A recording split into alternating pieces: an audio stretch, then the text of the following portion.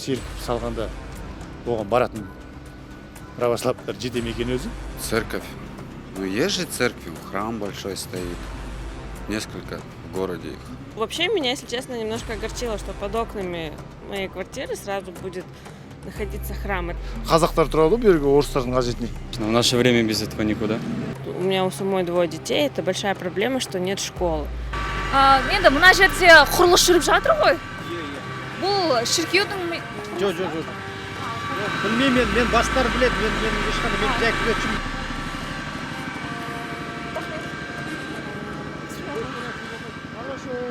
Иә, біз жаңа құрылыс жүріп жатқан жерге бардық, бірақ күзетші ешқандай ақпарат айтқан жоқ. Дегенмен мына сыртындағы төл құжатына қарасаңыздар, түсінікті, шынымен де кең аумақта шіркеу салынып жатыр. Құрылыс 2022 жылы басталған.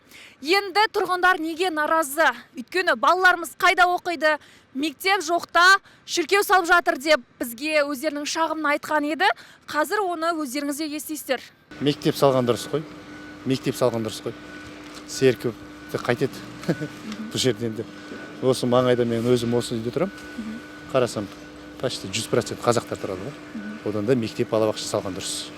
Серкіп салғанда оған баратын православтар жете ме екен өзі? Сол үшеуі жетеді оларға. Қалада қарап отырсаңыз, почти 80-90% қазақтар тұрады.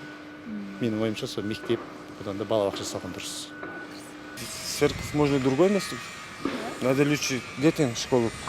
Шіркеудің мұнда қажеті жоқ деймін. Біріншіден мына жақта мектеп салу керек, балабақша салу керек. Сон мұнда мектеп салынады, акимат несі орналасады, ғимараты орналасады деп айтқан. Шіркеу туралы ештеңке естіген жоқпыз. Өйткені осында 8-9 блок, 900 пәтерден, әрбір пәтерде 1-2 бала болса, бұл аудан өте тығыз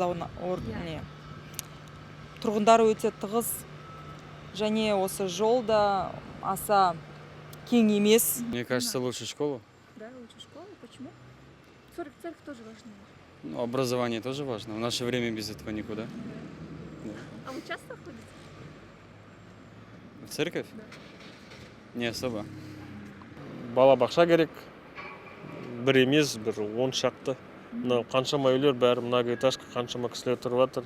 Мына жақта басының балабақшалар шығыс жақта, мына жақта мектептер бар, бірақ аз, мына қаншама үйлерге жетпейді ол. Балабақша и мектептер көп керек, соны салу керек. Государственный желательно, частный көп алады, қымбат. 50 мыңнан бір балаға. Мен өзім шығыста тұрам, мына жақта тұрмаймын, жақта жұмыс істеймін. Бірақ анда да жетпей жатыр, орын жоқ балабақша.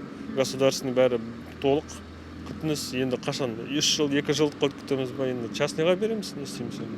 Бар болса. Ол да толық. Сол проблема сол. Мына жақта еще болото, кішкене. Ну, болото жабат дейді, білмеймін. 10 балабақша керек. Мына Сан-Сити, целый микрорайон ғой, мында қаншама где-то бір 10 миллион адам тұратын шығар, наверное, максимум. 10 мыңдай, да.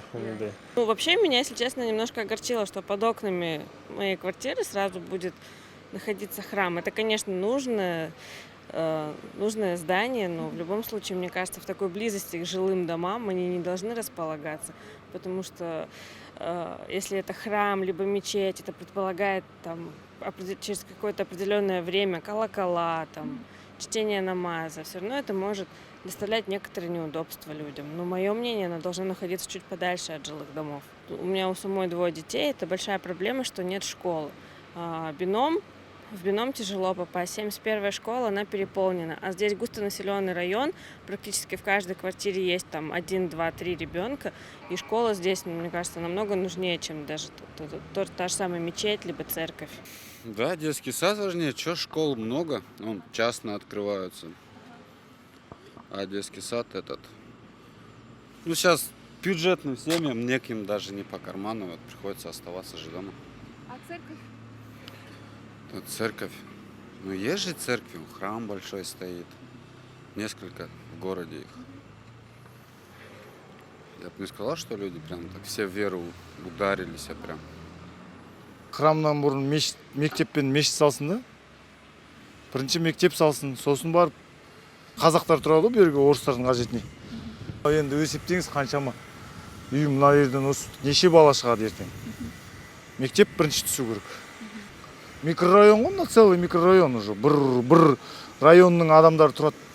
Мен өзім Жамбыл облысы Мерке ауданынан, Меркінің бүкіл халқы сиіп кетеді. Именно осы жерге, осы жердегі ЖК-ға.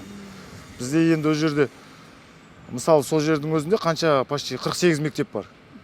Енді бұл жерге даже бір мектептің өзі аз болады. Негізі мектеппен балабақша мектеп салыну керек қой. Сосын барып мешіт салатын, ақшасы болса салат мешіт.